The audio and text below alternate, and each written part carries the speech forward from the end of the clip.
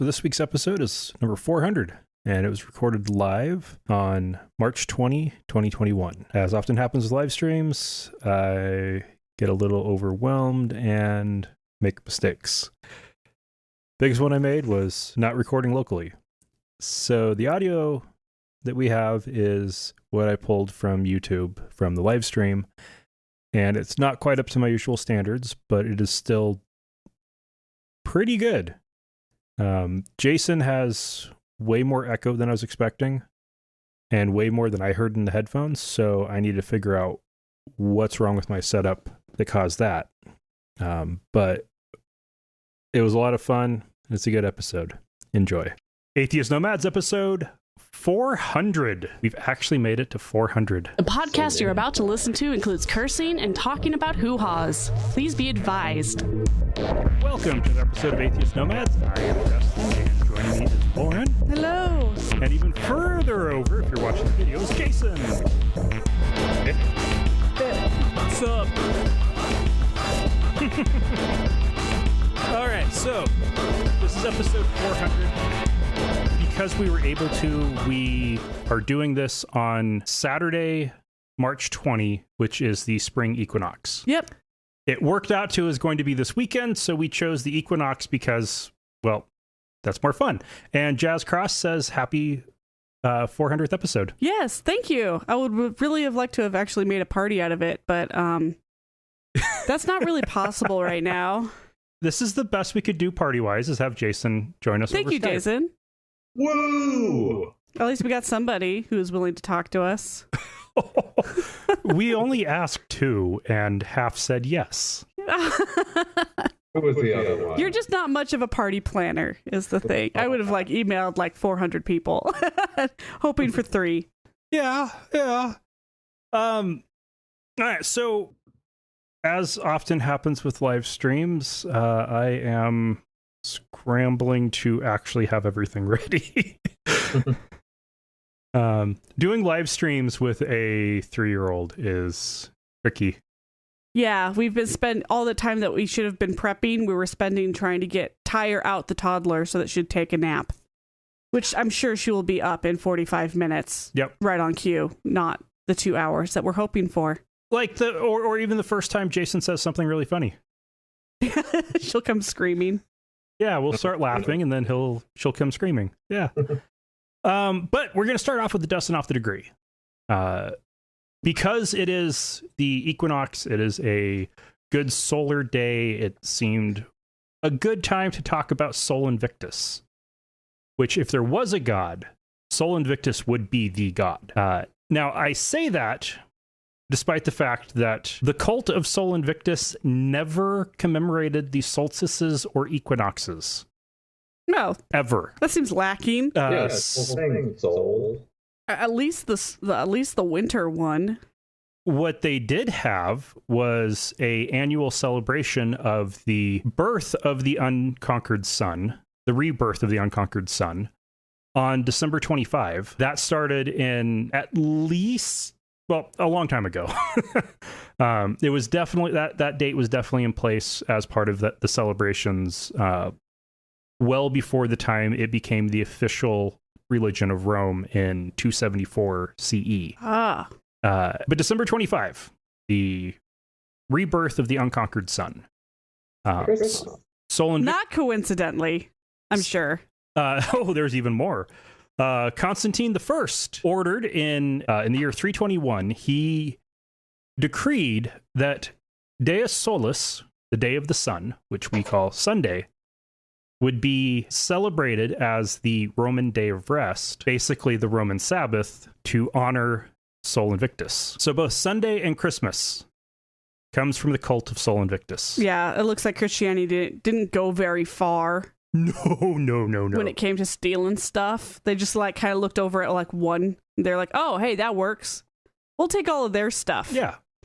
Now, the cult of Sol, just the worship of the sun, dates back into prehistory in Rome. So at least as soon as the historical record started, Sol was always a deity, just not generally one of the main deities that got most of the focus although at various points in time, Sol and Jupiter were correlated with each other. There was also a point where Apollo, who was a Greek god, started getting worshipped in Rome as well, and he was sometimes being associated with Sol. By the time you get to the kind of neo-cult of the sun with Sol Invictus, that's where you get to Mithra, the god of Mithraism, which is often viewed as being a particular cult that was a forebearer of Christianity. And it was particularly popular among soldiers. Sol Invictus and Mithra started to be kind of viewed as two different names of the same god. And so you had the imperial family and courts all worshiping Sol Invictus, and the troops worshiping Sol Invictus as Mithra. There is then also, like with Constantine the First's conversion to Christianity, that, depending on which version of the story you read, if it's the Roman pagan version, he had a vision from Apollo encouraging him to continue his devotion and worship of Sol Invictus / Apollo. If you look at the Christian accounts of it... What a self-serving bastard. Yeah. If you look at the Christian accounts of it, it was Jesus who appeared to him and told him to start worshiping Jesus and baptize his army. Wait, so two stories of the same thing, event. But two totally different endpoints. He ended up converting and baptizing his troops. So where does the Apollo one have any kind of standing? He continued to have his coinage with the image of Sol Invictus on it for at least another 20 years. He pandered to both sides. He was totally playing both sides. Good for him. And there is a other easy explanation of that. He was cheap and didn't want to restamp currency. By this point in time, the 4th century, Sol Invictus, Apollo, Jupiter, and Jesus Christ, and Mithra were all being viewed as different names for the sun god. It reminds me of that episode in Star Trek where the realization at the end is like, they're worshiping the sun. They're talking about Jesus Christ. And I'm like, no, they're talking about the other sun. The one that actually makes sense to worship. Yeah. And in this case, it could have been that he incorporated Christianity into the cult of Sol Invictus, and that the conversion of Rome to Christianity was actually more just those two merging. And that is kind of weird. Makes sense. And it really does make sense. You look at Christianity has long been a religion that integrates in elements of the local culture they're trying to convert.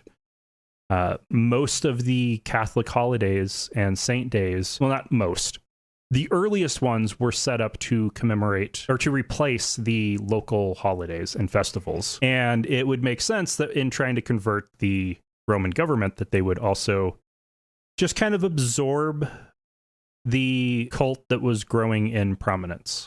Nobody who worshipped Sol Invictus was ever a monotheist, meaning they didn't believe any other gods existed. They tended to be henotheists, which are people who believe there are multiple gods, but only worship one god. And so Constantine was an example of a henotheist who only worshipped Sol Invictus, but acknowledged that there were other gods, just not the ones that he would worship. And it would make sense that if you want to try to make everybody happy, you just call your one god that you're worshiping a different name depending on who you're talking to. If you're talking to the pagans and you call that god by the pagan name, Sol Invictus, they're all going to be happy. If you're talking to, and by pagans, I mean the Romans. If you're talking to the Greeks and you call that god Apollo, he'll keep them happy. And if you're talking to Christians and you call that god Jesus, they'll be happy. And it was probably just a case of, political pandering, and it appears to have been highly successful. Unfortunately, it was successful enough that all of those other religions within a couple generations were wiped out as Christianity became the sole the sole official and legal religion in Rome. There was a point where it was illegal to not be a Christian in the Roman Empire. And how did that work out for him? The empire was rapidly in decline at that point, so not well. Sounds really familiar. Yeah, not well. Nothing current that could be applied to. Oh boy. Yeah, so that's it for Dustin Off the Degree. And we've got news. First off, we need to talk about the shootings in Atlanta. Robert Aaron Long is a 21-year-old white male who has confessed to the shootings. Notice he's alive. Yes, he is alive. Oh man, the police caught him doing a maneuver in the high-speed chase that caused his car to spin out. That could have been fatal, but they did the maneuver well enough for him to spin out and not die. Yeah, but the point is that he managed to get out of the car alive. Yes. When if he had been some other color, perhaps that would not have been the case. A white guy with a gun can survive an encounter with the police. That cannot be said for somebody who is not white with a gun in an encounter with the police. But Long went to 3 different massage parlors, all specifically Asian massage parlors, and mostly specifically Korean. And went into the first one north of Atlanta and opened fire, started shooting, then drove south, got to the next one, opened fire and started shooting. And then by the time the police were arriving at that one, he was at the third one and started shooting and killed 8 people, 6 of whom were Asian women. Yeah. So this has been an unraveling of motivations. Mm-hmm. So immediately everybody's like, okay, well, this was obviously racist. Yes. The exact day that it happened, Trump was doing a rally talking about the China flu. It makes sense that people would jump to that conclusion. Oh, this must be related to that. Mm-hmm. Then it's like, well, okay, no, it could be prostitution. Even though I'm sure these were mostly above bar. I haven't seen any articles that have gone into details on the parlors. There seems to have been a 100% agreement across the board to not blame the victims. Yeah, no, this was you don't blame the victims, you blame the motivation of the shooter. Yeah. And if the motivation of the shooter is what he perceived as sinful illicit activities, whether they were or not, mm-hmm. That's what that was the kind of the second one that I heard coming out. And then personal details of his life started to surface, like the crazy camps he went to. Mm-hmm. Super Christian, sex addiction one. Yeah. And wasn't there a gay one as well? So it was a particular treatment facility that treats all of that stuff, treats sexual issues of sex addiction, porn addiction, and does gay conversion therapy. Oh, so he may not have actually went for that reason, but right. It was a place that addresses all of those, which are, for one, not mental health issues, not real things. So he was going to bullshit treatment centers to get bullshit treatment for being a 21-year-old male who was normal and healthy. Yeah, except for the neck beard. That's not not normal or healthy. That picture is awful. Yeah, that actually absolutely is. That the first, when the picture came out of the guy and people were like, "Oh my God, seriously, a neck beard?" No, that plays into the stereotype so much. Yeah. So much. So yeah, probably an incel. Early 20s. This is white male. This is following a pattern. Southern Baptist. A pattern of I don't know, domestic terrorism? So yeah, radicalization of young men? He was Southern Baptist, was born into a Baptist church in Atlanta, and was baptized as a child, and then for some reason everyone decided that he had not had a true conversion, so he had to be baptized again. He was probably caught with a porno mag. Yeah. Because young male. Yep. So he had to go through a second baptism, and they concluded that he was fully born again. This was something that they had celebrated, the church had celebrated on their Facebook page. They'd live streamed it, had the video up. They've now taken that down.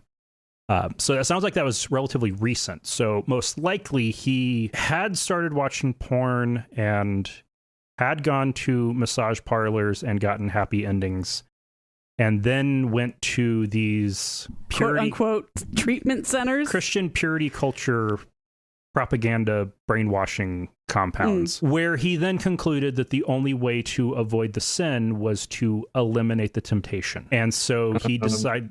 Oh, go ahead. I'm just saying that like there's an awful lot of internet to take care of in that case. Yeah. Oh, he actually had. He got rid of his smartphone and went to a flip phone. Yeah, okay. That's as far as he needed to go. Mm-hmm. Pretty sure. Call it good. Call it good. What?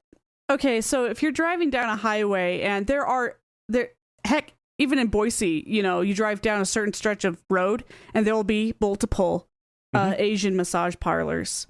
I think only one or two have ever been busted for anything more than just being massage parlors. There was 3 or 4 of them on at least 2 occasions recently. Recently, within the past 10 years. Just in the last, 3. Oh, well, show how much I pay attention. But it's really easy just to be out of your mind and then just drive down the road and pick these off. It could have been anything, but he just happened to fixate on this particular one. Now it's been a week, almost a week, and local governments, national governments have all come out saying that they, that this is a tragedy. We're here to support Asian Americans.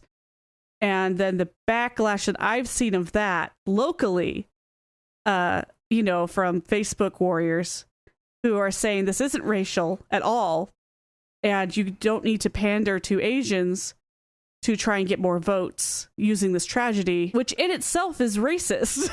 All right, and so what's this portion of the population you're seeing blaming it on? Okay, so the older white men are blaming it on some kind of mental illness. Okay.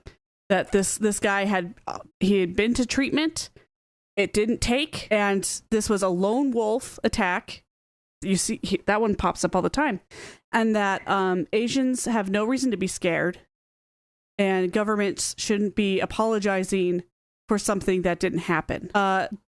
If you assume that's correct, that this was not racially motivated, that this was targeting what this person considered to be sinful or illicit places of business, as an Asian American, I'm pretty sure you'd still be terrified of what happened. Well, because he specifically identified Asian women to kill on the chance that they might be sex workers. Yeah, that's really racist. Yeah, that's super racist in and of itself. Super racist, and also terrifying for everybody of Asian descent in America has had hell thrown at them over the past year. Trump's Kung flu and China flu comments have put people in real danger. Just 2 weeks ago, those girls got arrested for coughing and pepper spraying Asian Uber drivers because they were clearly being racist. Yeah. There's been talk about, when Seattle got hit hard, you couldn't walk the streets if you remotely looked Asian because people would be blaming you for shutting down the economy. It's like, so that plus this new thing equals a terrified segment of the population who deserves to be recognized by everybody, including the governments, right? And offered a safe space to be able to speak out and say, hey, yeah, this has been a problem. Here's my story, and not get shut down by these rednecks who are claiming that it's just a lone wolf, mentally ill, unstable kid, because that excuse gets really old after the dozenth time. Well, one of the things I've seen is dozenth? The 12th time. I don't know. Generic term.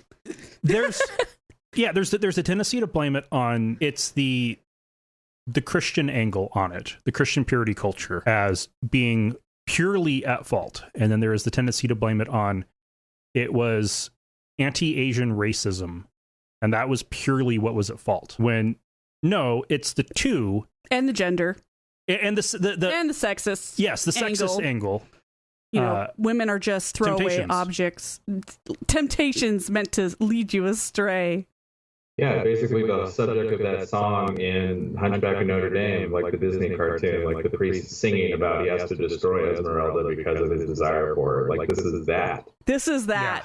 Yeah. Yeah. And when we've been talking for a couple of years now about the major overlap between white supremacy and Christian nationalism. That Venn diagram is basically a circle now. Yeah. Yes, there are atheist white supremacists who are not Christian nationalists. There are also atheist white supremacists who are Christian nationalists. And I don't think there are any Christian nationalists who are not white supremacists at this point. He was in a Southern Baptist church in Georgia. He was getting fed that bullshit. And if you look at this as a Christian/white nationalist issue, that is terrifying as fuck to anybody who is not a white Christian. Yeah. Yeah. And why we want Trump to not have a platform to direct them to do things. Exactly. And why he should have been barred from ever holding a position of power where he could have done that in the future. But thanks, McConnell, for fucking that up. Need these neckbeard basement dwelling assholes vote that will just turn against like the progress of the actual country. God, it's so their brain, it's like I don't know. People, the older generation have a certain ideal, and they are pissing off younger, vulnerable people to get that completed, to get that finished. And it's turning these particularly young white men into these terrorists, and it's insane. Like that, the church should have been the one who say, hey, dude, you need to chill. You need to calm the fuck down, all right? This is not safe for you or anybody else to be thinking these things. Instead, they just stoke the fire, and it's like, ugh. Well, and he would have been going to places and being in groups that were specifically trying to help him treat his quote-unquote sex addiction, that would have been feeding him bullshit about temptation and avoiding temptation and fighting the temptation. And I don't know, I like to think of it as AA, you know, avoid the temptation, but don't go burn down your local liquor store. Don't go shoot up anybody you see having a drink. That's not how it works. Yeah. You can't live in that world. Yeah, that is some high-grade delusion. Yeah, well, there's also the, maybe we need to teach this stuff in public education, because obviously the parents aren't doing it, where sex is approached as a normal thing and not something to be ashamed of and hide and kill and murder, etc. But a biological function that's driven reproduction since ever. Yeah, billions of years. That maybe instead of like fighting all those urges and pretending like feeling like you have this hormonal drive, you kind of like harness that and being like, yes, we address this and this is like the healthy approach to cultivating relationships instead of just treating the gender preference into a sex object. Turn it into a superpower. Harness it. Well, and okay, Jason, I'm sure you remember what it was like to be a roughly 15 to 21-year-old male. Just like I can. I'm pretty sure most of you try to block that out. Where I am thoroughly convinced that every male in, really 14 to 25 is incredibly dangerous. The hormones are a very potent drug, and it takes a long time to learn how to manage having that in your system. And at 21, you can then buy pistols with no questions asked and then use that to kill people. So that drive was all still there. There's a reason why militaries try to recruit young men. They want to fuel that seething rage that is right under the surface. And what Christian purity culture does is it takes one of the possible outlets for that pressure that is there and tries to put a cap on it. And if you put a cap on one of the possible outlets, that pressure is going to blow somewhere else. I do want to intercede here that it is every human being between the age of 14 and 25. Okay, yes. Women just do it in a much more psychologically, emotionally damaging way than men do. Yes. More likely to drive somebody to suicide as opposed to committing murder. There you go. I mean, that's a really, generically speaking, yeah. This people are messed up in that age. Their brains have gone to mush, and it's hard to get that get past that. And don't make it worse. Government issued sex toys for everybody in that age. There you go. Also counseling that you treat people like people no matter how much you're attracted to them. Yeah. Just fap it out. Exactly. Here you go. Don't feel bad. Maybe lock the door. Okay, so we now have 2 people watching. Oh, wow. Hello, both of you. Hi. The Idaho State Legislature, Cringe. while debating several bills to prohibit mask mandates, one of which, right as they were... the legislature had to shut down because of a COVID outbreak in the Idaho State House of Representatives. Surprise. 6 members tested positive in the last week. It only took I was surprised it took a year. I was expecting this to happen a year ago. Well, they adjourned early last year To avoid COVID as it was starting to build up. True. And so now they're all having to deal with it. Yeah. Just like everybody else has been having to deal with it for the past year. Yeah. Yeah. Yeah, and what sucks is 2 Democrats? One Democrat. One Democrat who he claims has been following the rules gets sick, and it is frustrating because it's like, okay, I follow the rules and I still get sick. Like, well, that's because your Republican colleagues have been such little babies about this that they are bypassing security lines. They're taking masks off as soon as they can. Or refusing to wear them in the first place. It's like, the mask protects you from infecting others more so than it protects you from others. If the people next to you insist on going maskless, you wearing a mask is only somewhat limiting the chances of you catching the disease. That's just how the water molecule thing works. And it sucks if you've been doing it right and you still get sick. Yeah, because one of the parts of doing it right is avoiding large gatherings, which the state legislature is a large gathering. In closed spaces, like all those little meeting rooms that they go into to discuss. And if half the people in there aren't wearing masks and the other half are wearing masks, the people who are wearing the masks are less likely to catch COVID, but not going to catch it. 6 Republicans to 1 Democrat catching COVID. It's only about, I think, a 4-to-1 ratio of Republican to Democrat in the Idaho State House. So Republicans have caught COVID at a higher rate than Democrats have, but it fits exactly what you would expect when about half of the members of the state house refuse to wear masks. Yeah. So fucking idiotic and selfish. And they were in the middle of debating, like, they had one bill that they had to send back. Okay, this one was really crazy. They were debating the bill, and the chair of the committee, a Republican from Caldwell, pointed out that as it was written, it would prohibit any requirements to wear a mask or any government employment. But it was written so vaguely that it would mean that that a school couldn't refuse to hire someone to be a welding teacher who refused to wear a welding mask. Or nurses. And or county hospitals. It was also brought up that a county-owned hospital, they wouldn't be able to not hire somebody who refused to wear gloves. Of course, you expect nobody would be that stupid in those professions. And yet, here we are in Idaho where that's happening all the time. He also brought up that and when you're have this kind of a bill, are you sure that you can't imagine a possible pandemic where you might want one? Later that day, he tested positive for COVID. That day? Oh. Yes. Yeah. These are notoriously bad laws that get pushed in emergencies like this. Usually it's on the other side. Mm-hmm. It's not the, no, you can't tell us what to do. We're going to do whatever the hell they want. It's usually the, no, you need to do this. And, man, I wish they had passed that.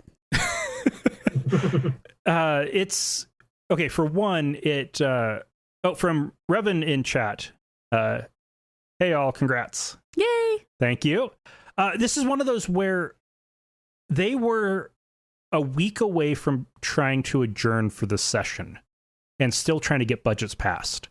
And they can't adjourn until the budgets are passed. This was a bill that was still in committee in the House.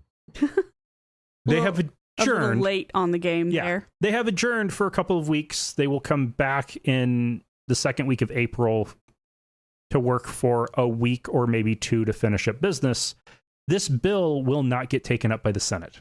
No. It's not going to happen. It's dead in the water. So they need to stop wasting time on stuff like this because Idaho their budget isn't the best. They really need to be working on that primarily and then having these pet projects kind of like treated as secondary, not primary issues. We don't want Bundyites to be messing this all up.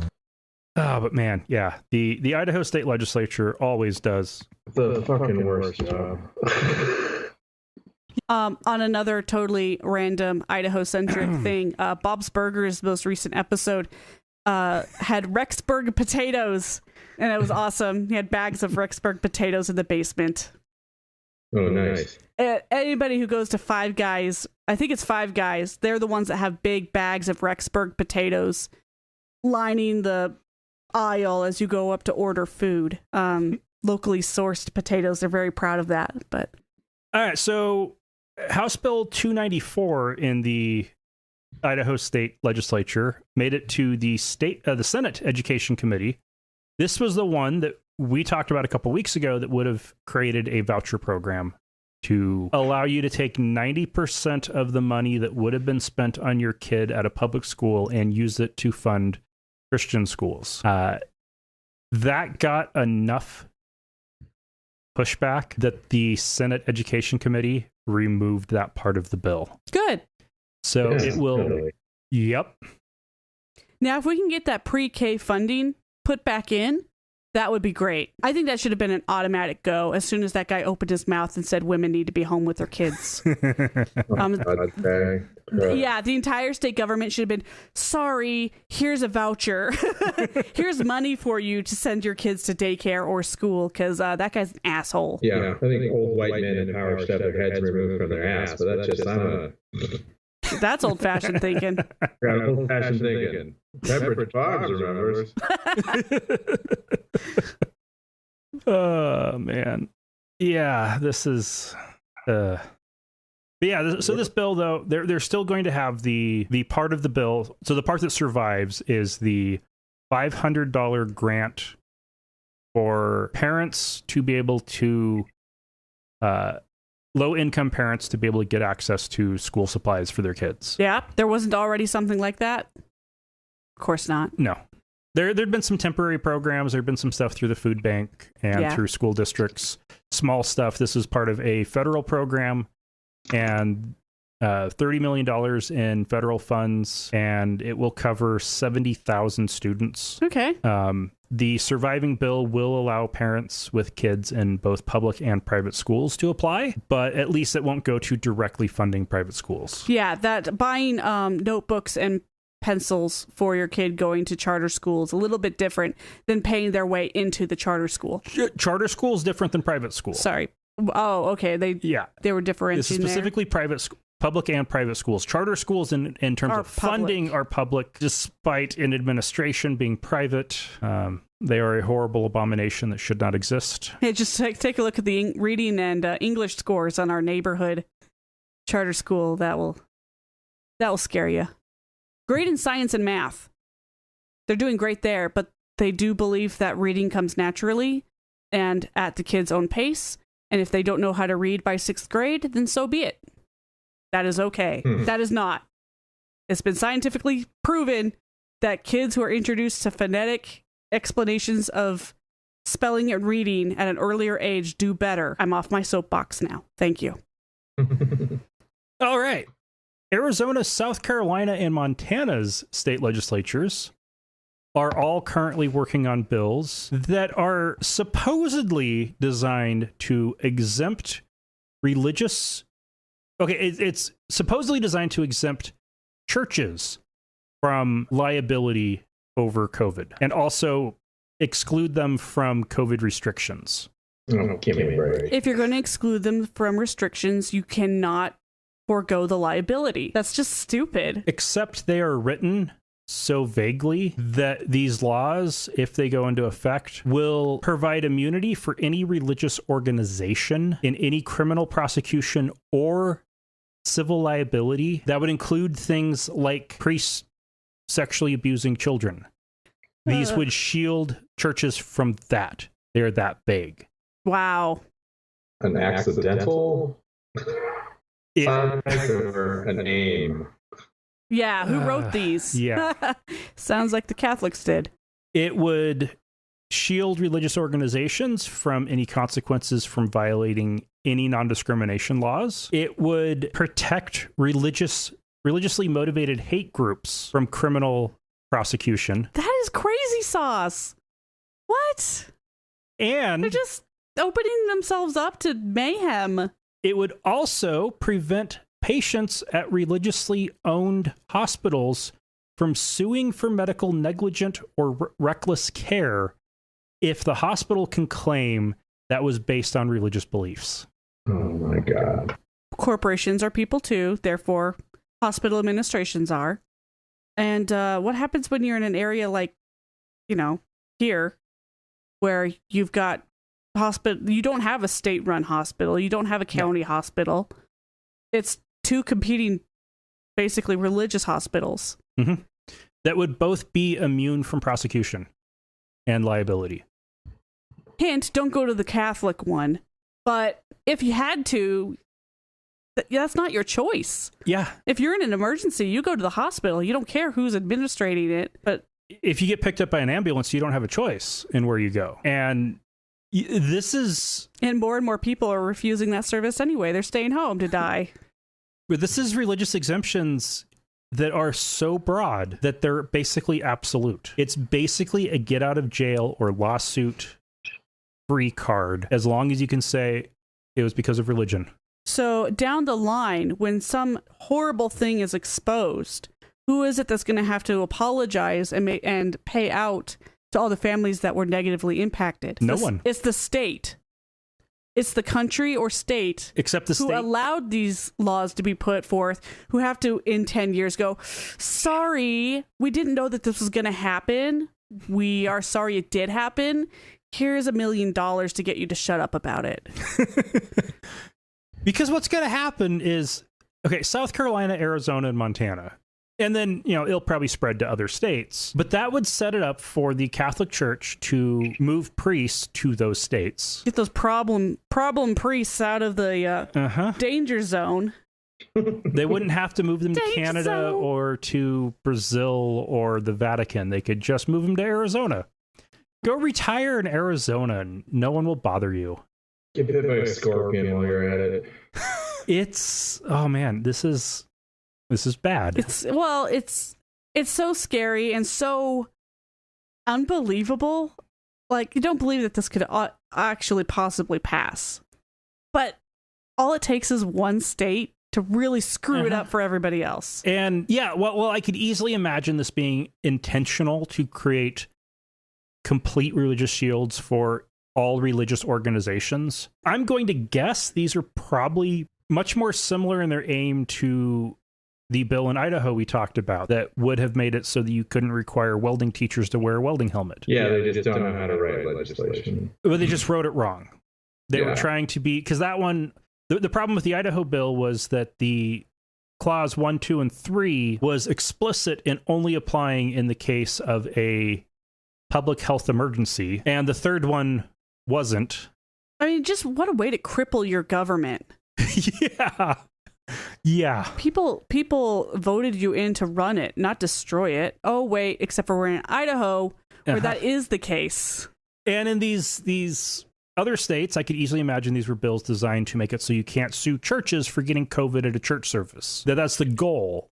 Or but if you write firing outed gay teachers, or... But if they're writing it vague enough to... you can't just say church. They need to say religious organization so that mosques and synagogues are covered too, so that they don't get blamed at Christian favoritism. And in the process, write it so vague that it just excludes all liability, period. Yeah, and that's been shown to be a terrible, terrible direction.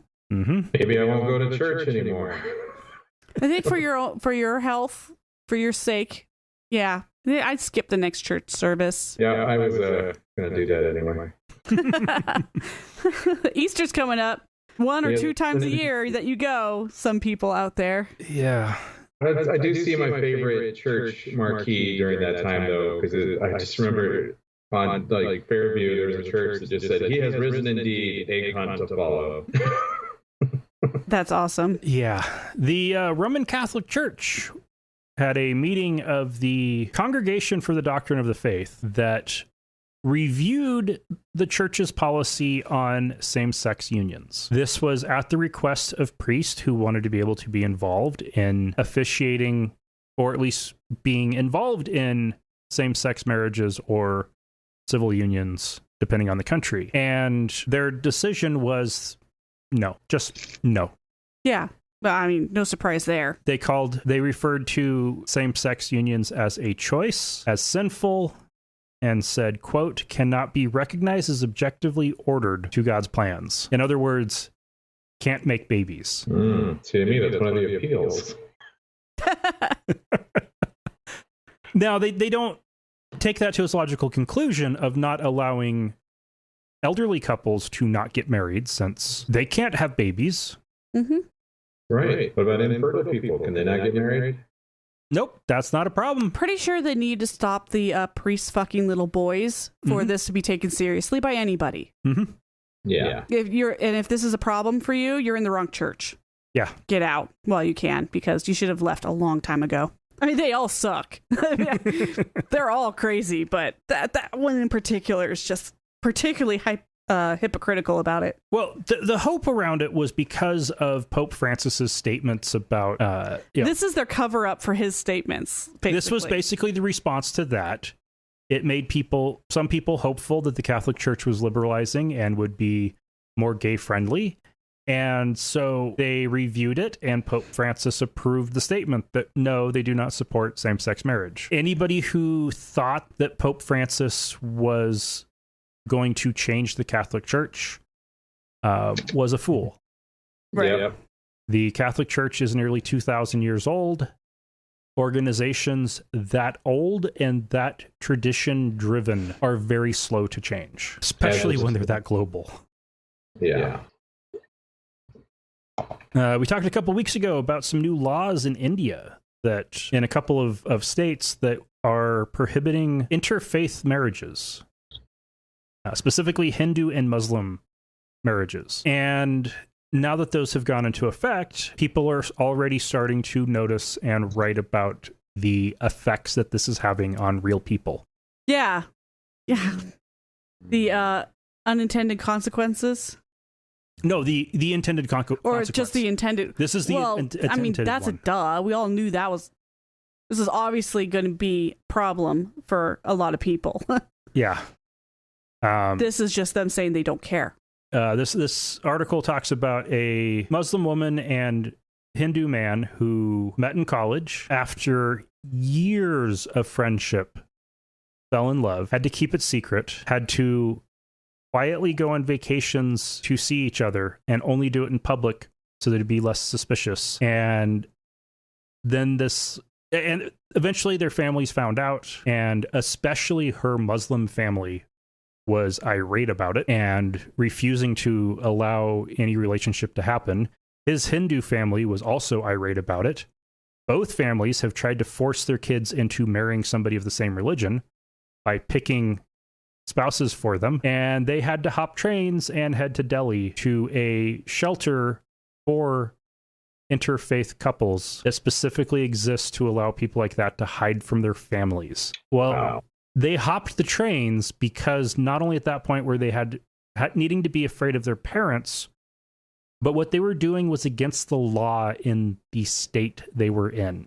Yeah. And the people who wrote the law for that state are glad that they're gone. Yep.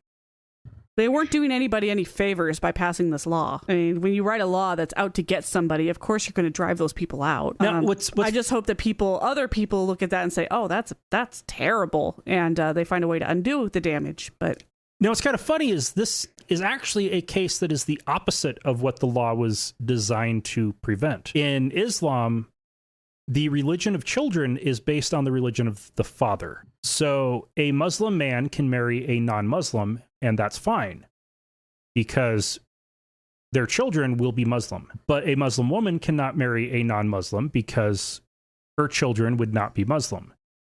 And so that would be bad.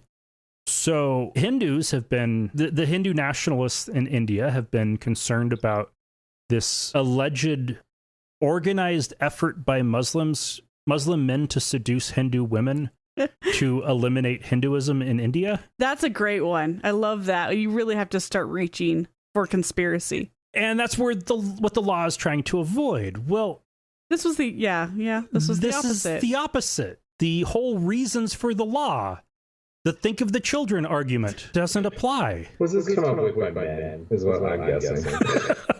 Yes.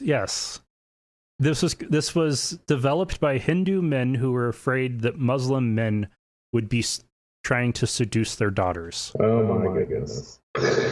Yeah. So are most laws. Yeah, that's true. It's all property. I mean, that's all it has to do with it. Children are property. Women are property. How do you keep that guy from stealing your property? Mm-hmm. And that's all this ever comes down to. Yeah. I need a way to say that guy's gross and put him in jail. Yep. All right. From Jerry Holiday in the YouTube live chat. Congrats, guys. Happy 400th. Aww. Thank you, Jerry. Yeah, I can't believe we made it. Well, Dustin has. I've been on like 4 or 5 of them. Yeah. More than that. You've Way been more on than that. At least 7 or 8. You've been on enough for us to call you a regular. Oh, sweet. Yeah.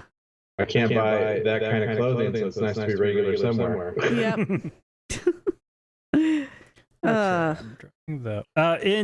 This is a couple hours after I have done shoe shopping for somebody who's size 11 quadruple E. What's the E for? Width, big, wide feet. D is considered normal width for men. 2E is considered wide. 4E is considered extra wide. Or in some brands, extra wide. It's a little harder to shop for is all. Yeah. Okay, that makes sense. Tanzania's President John Magufuli died mysteriously after weeks of being known to be ill, but nobody knew where he was. Officially, according to his successor, who had been his vice president, he had a heart condition that he'd had for 10 years, and that's what killed him. Yeah. Especially when you consider that... What embarrassing disease could possibly have taken this guy out? Let's tally them up. Was there anything he was vocal against? Oh, boy, here we go. Oh. His nickname was the Bulldozer. He was elected in 2015, promising to tackle corruption and work on infrastructure development. Yeah, that's what they all get elected for. Instead, he cracked down on the media, civil society, opposition parties. That's what they that's what they always do.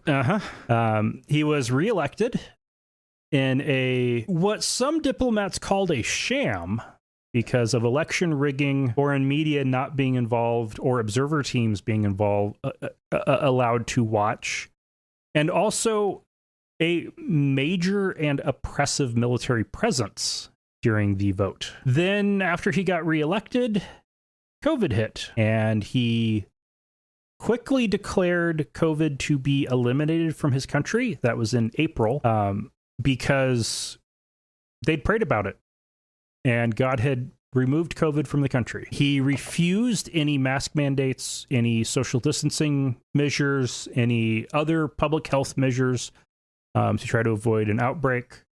And when he'd be asked if there was a COVID problem in his country, he would say, no, there is no COVID here.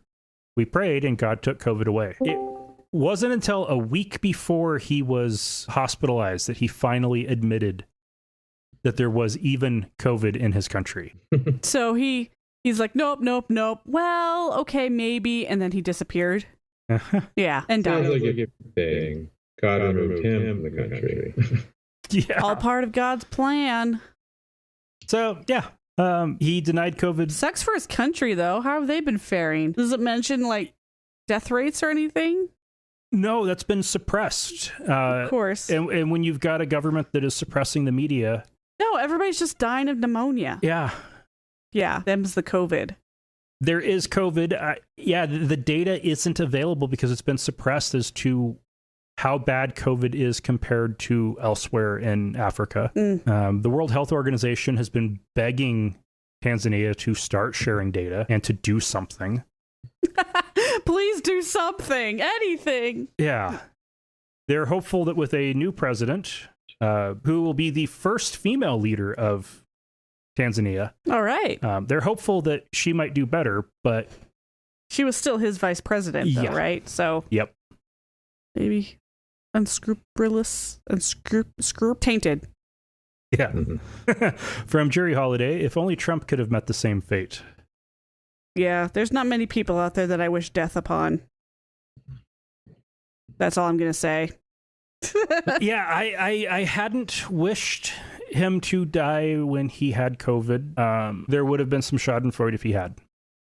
Yeah, that's fair. There are a bunch of pastors who are... Is that like a murder of crows? Yes. There is a murder of pastors who are leaving their churches because their members have been wooed by QAnon. Oh, and that's sad. And they've been, in some cases, leaving earlier because, in one guy's case, his wife was high risk for COVID.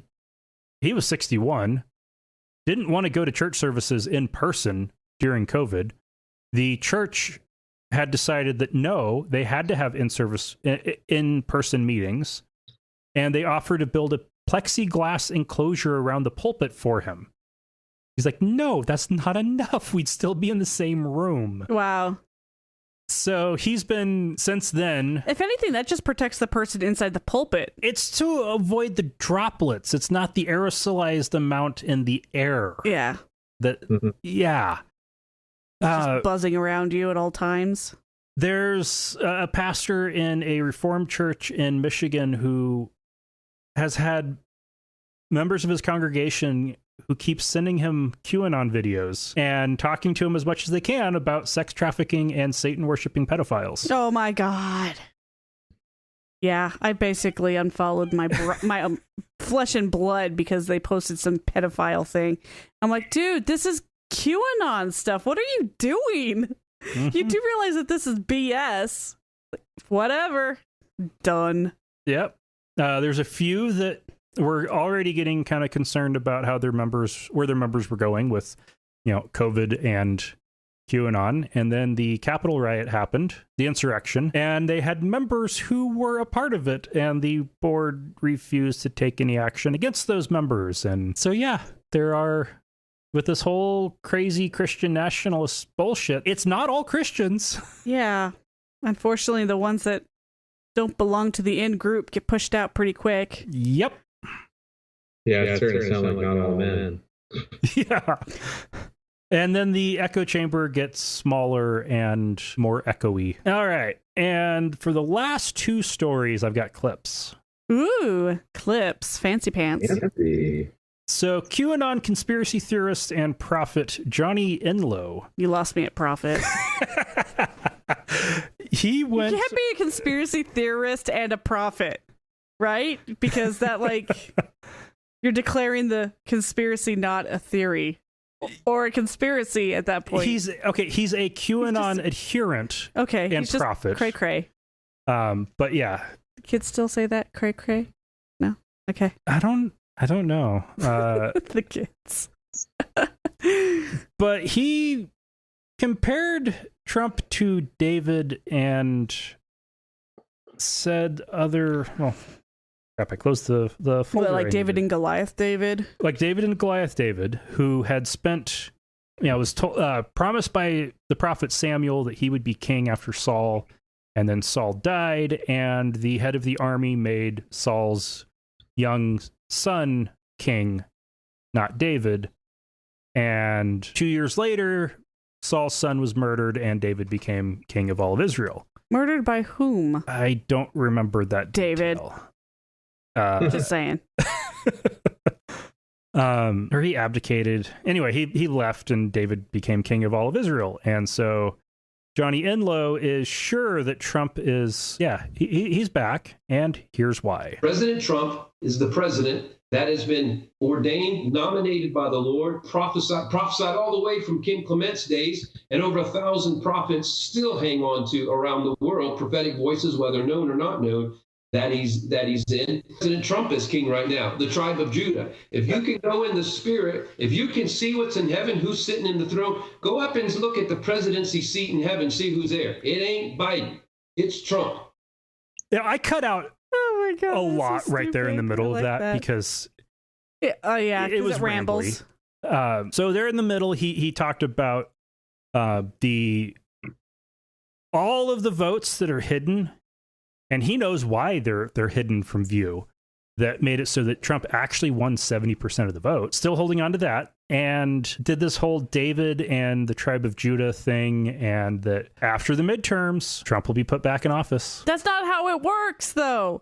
That's not how any of this works. It's not. No. What is he talking about? Not the United States of America. I don't know what country he's talking about, but... Is there an election in heaven? Yeah, what? A president's seat in heaven, as if they really care? And why would it be a person who's alive and well? Right. In this hypothetical throne. Yeah, you see your jurisdiction. Stepping it makes on no Satan's sense. toes, that's for sure. Yeah, it makes absolutely no sense. Why would there be a throne for the U.S. president in heaven? Presidents don't have thrones. Well, he didn't mean it literally. That's what they always say. I didn't mean it literally. I'm like, that's because everything you talk about is imaginary, so there is nothing literal here. Well, he said he saw it in a dream. Oh, of course. God showed him in a dream. Is he microdosing? Is he macrodosing? Or are these COVID fever dreams? My car still doesn't have pepperoni wheels, despite the weird dreams I have. Oh, and then we have spicy for the road. Then we have Rick Joyner, who is a frequent on the Tim Baker Show, which is on the Jim Baker Show, and he's a regular on there. They like to go into this crazy evangelical, charismatic, prophetic craziness. And so his latest was some real Trumpian fear-mongering. And I've broken it up into 3 separate clips because, again, it was long. But people listen to this crap. Oh, yeah. My gosh. With the environment that's being created now, especially with, I think, what is pouring right now across our southern border, I tell you, we have to be ready to defend our families, our communities, our neighbors, our churches, everything, because it is coming home. This is I don't believe there's going to be a neighborhood exempt from what's coming, is what is pouring across. And we have to do that. When the scripture that says that those who do not provide for their own families are worse than infidels. He goes on to explain, and by provide, he means protect, like with weapons. Yeah, right. You're not providing protection, not, stable family dynamic or income or...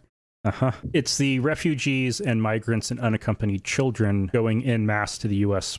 southern border that he's referring to. That and the Black Lives Matter protests. I'm sure that's what he meant by the current climate. Yeah. That they're coming. They're coming. Yeah, they've been coming forever. And funny how it's Nothing's really changed. Well, and Yeah. oh, go ahead. No, I just agreeing. Yeah, and you add in the effects of the pandemic on the economy. Anytime you have economic turmoil, migration from poorer countries to richer countries increases. You add in the fact that we've been actively destabilizing Central America for the last 120 years. And yeah, it's not surprising that you have people from Central America going to the country that has been actively screwing up their homes for more than a century. And then you add to it Nicaragua getting hit by 2 Category 4 hurricanes in a row just a few months ago. Yeah, people are struggling, people are suffering, and they're trying to find a better life somewhere else. Bad hombres. How dare they? How dare they wish for something better? That's the American dream, not theirs. And there have been enough people trying to escape bad situations that they've been sending their children unaccompanied to the border at such a number that there isn't anywhere to house them. Yeah, still waiting on Biden to do something about that. Nothing. He's still trying to figure out what you can.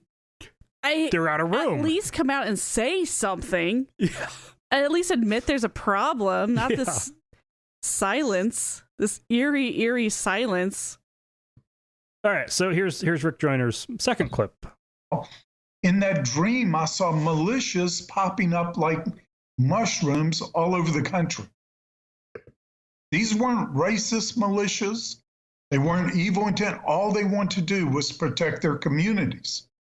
And the Lord showed me in this dream that he had seeded our whole country with a provision to defeat this onslaught. Like mushrooms. Macro dosing. Mushrooms. And in a dream, he saw this in a dream. Prophetic, right. More like pathetic. But that was a good one. And if you have to say these weren't racist militias, that's kind of telling. Yeah, right? Oh my gosh. Yeah. They're not racist, but They will tough out all non-white invaders. yeah. Yep. Oh my gosh. All right, and then the third part. Oh god, we're not done. That's right. Okay. But the war that is unfolding, it's going right down to, I think, every neighborhood and every community, every city, and it will be a civil war. So there's militias popping up everywhere like mushrooms. Which are apparently blessed by God. And no neighborhood in any city will be safe because of these not racist, not evil militias. Yeah, so he's mixing up the time frame of his dreams here, I guess. The coherent thought is these militias will be protecting you because all of these not white people are going to be everywhere because they're just flooding in across the border and out of the inner cities, and they're going to be in every neighborhood and no one will be safe. So these militias will be there to save them. Except you just said that they're going to be everywhere and nobody's safe. Yeah. And it's a civil war. Yeah. So if it's a civil war, that means you're not going to be protecting your community. You're going to be killing everybody you disagree with. Mm-hmm. Yeah. Yep. He was encouraging Christians to it. get guns to be ready for the Civil War. Can't wait for all the Idaho militia nuts to just pile on, and I don't know. They're too busy being down at City Hall or the courts or something supporting Bundy. Burning masks. Burning masks, yeah. Burning Biden flags that don't exist because we're not deifying a candidate. Because that's weird. Yeah, it is. That's pretty much a guarantee that you're going with the wrong person. My fear here would be that the 3%ers actually have 3% of the population. I think that's a best guess. I think there's a lot more than that. It's Idaho. Most of them are going to go down in the first spat of their imaginary battle anyway. Oh, yeah. Who will be the first ones up against the wall when the revolution comes? It's going to be the ones like that playing with their guns that actually have going to, and it's like nothing like Battlefield. Oh. This isn't co-op. What? All right. Well, we've got one bit of feedback to go through. From Adam Ogre Boatswain, again, via YouTube. He wrote, your discussion of EIPOC populations. That's Black, Indigenous, people of color. Populations being the largest group of anti-vaxxers definitely put some things into perspective for me. It makes sense, but not something you really think about living in Karen White, Idaho. I'd like to see an episode on racial health disparities if you haven't already done that yet. That is. If you have, please let me know which episode to go check out. Well, as two white people, I can confidently say we don't know shit. No. I mean, I also do not know. Yeah. I do work in healthcare. I have seen a lot of stuff on racial disparities in healthcare at work, but I've mostly been busy doing my job. I haven't really had time to dig into those as much as I would have liked to. But we do have some contacts who I'm sure we could get back on the show who are way more knowledgeable on this with firsthand experience. And I think that would be a much better place to get that from is people who actually have lived it. Yeah. And not the, what do you call that, armchair philosophers? Yeah. Right. Yeah, the people that have lived it that can actually speak to like what it's actually like. Yeah. And give them a voice. Yeah.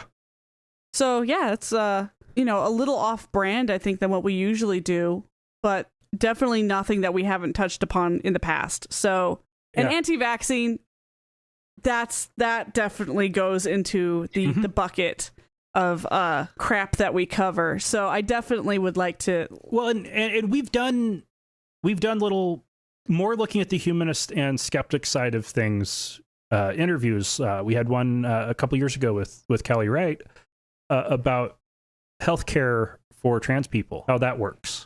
And this would be similar in where it's best to get the perspectives of somebody who has lived it and not just try to pontificate about it. Yeah. So I will get to working on that. Cool. And we have a new patron, Bobby. Yay, thank you. Thank you, Bobby. Patronage has been going down lately, so it's nice seeing some new support. Yeah. Share the podcast with your friends. Yes. And Jason, thank you so much for joining us. Yeah, it's always fun to come on here and talk about how stupid the world is. Yeah, it kind of makes the next couple hours a bit of a downer, but yeah, it's all good. At least we can vent a little. And Lauren, thank you for sacrificing your nap. All right, no nap for me, but that's okay. Worth it. No, we'll still try and get you one, dude. My head hits the pillow in about 4 minutes. And listeners, remember, and viewers, remember, not all those who wander are lost.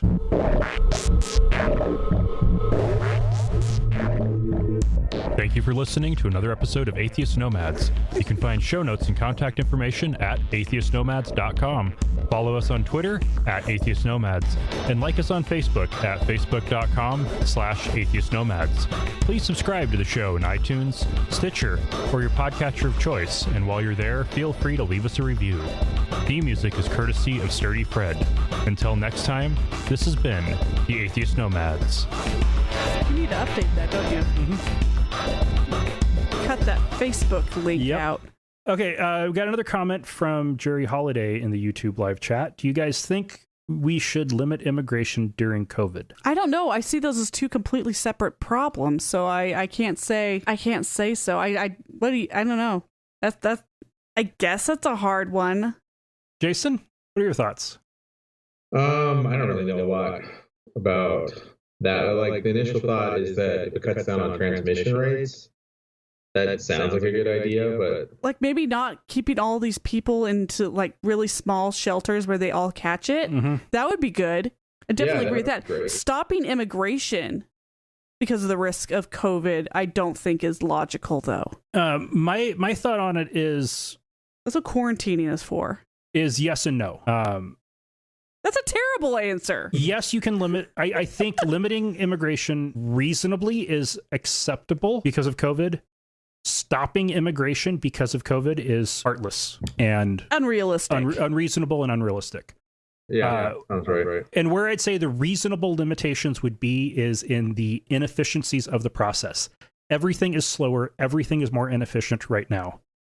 If you have limitations on the capacities of facilities, obviously you cannot process as many people through that facility. If you have staff out sick with COVID, obviously that's going to cut down on how many people you can process through. So limiting it a little bit to not create additional bottlenecks would seem likely to reduce transmission rates. Unfortunately, we've seen it doesn't, because limiting immigration on the southern border, even reasonably because of COVID, has resulted in camps being set up right on the southern side of the U.S. border, where you have a lot of people packed into unsanitary conditions during a pandemic waiting to get across. And that should be avoided. Yeah, that's... So you have to measure it on both sides. On the southern border, it should probably be get people across the border as quickly as possible, have facilities, humane facilities set up for quarantines, and then get people into the country as quickly and safely as you can. And when it comes to people flying into the country from, say, Europe or Africa or Korea to immigrate, limit as much as you need to ensure you're not overflowing any of the facilities. The southern border, of course, is always going to be more complicated than people on airline flights, but it seems like two different camps there. Yeah, it's like they're the very logistically controllable one, and then the logistically uncontrollable one, and you need to do your best to make sure that the uncontrollable one doesn't just spread like wildfire. And so, yeah, you need to focus more on that and keeping people not dying there. Yeah. Has not been our pride point in the past couple of years. So, yeah, I would say my answer is, again, yes or no. Yes and no? Yes and no. There's probably not a right answer. Yeah, that's a loaded question. It really depends on what you're talking about when you mean immigration. Yeah. Oh, and like most things when it comes to the pandemic, there isn't a right answer. You just need to find the least worst answer. And hope that it actually goes according to plan. Yeah. All right, I'm going to go ahead and end the stream. Thanks for people watching. Thank you, Jerry, and I'm glad you enjoyed it. And I'm ending. Bye-bye.